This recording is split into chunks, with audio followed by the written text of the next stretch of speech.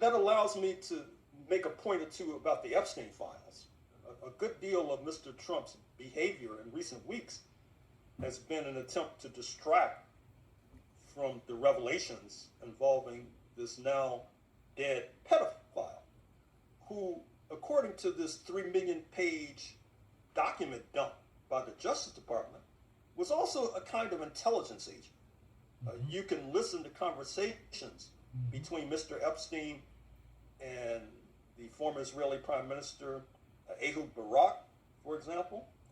Ghislaine Maxwell, who will be testifying virtually to Congress. Her father, Robert Maxwell, who died mysteriously a few years ago. He apparently fell off his yacht, believe it or not.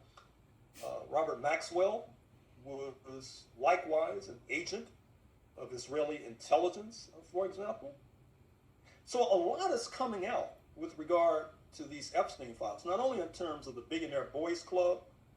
You may have heard the story about Bill Gates. And what's interesting about the Bill Gates story is that what Epstein would do is that he would write emails to himself, summarizing what he says was going on. And so in an email to himself, he said that Bill Gates had contracted a sexually transmitted disease from cavorting with women alongside Jeffrey Epstein, for example. And then Bill Gates was seeking antibiotics that he could surreptitiously get his spouse, Melinda French Gates, to ingest so that this STD would not show up in her health profile. Now, what's interesting about that, it was an email to himself. And so it's easy to glean the impression that what Mr. Epstein was doing was gaining information for blackmail, for example, against figures like Bill Gates.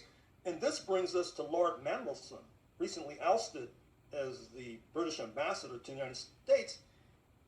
So one of the remaining questions is, why were all these people so intrigued by Epstein, besides being able to cavort with young women, for example?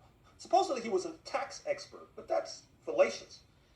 The exchanges between him and Lord Mandelson shows that he was a sponge in soaking up financial information. Lord Mandelson was part of the government in London and was sharing inside information with Jeffrey Epstein about what the government was seeking to do financially.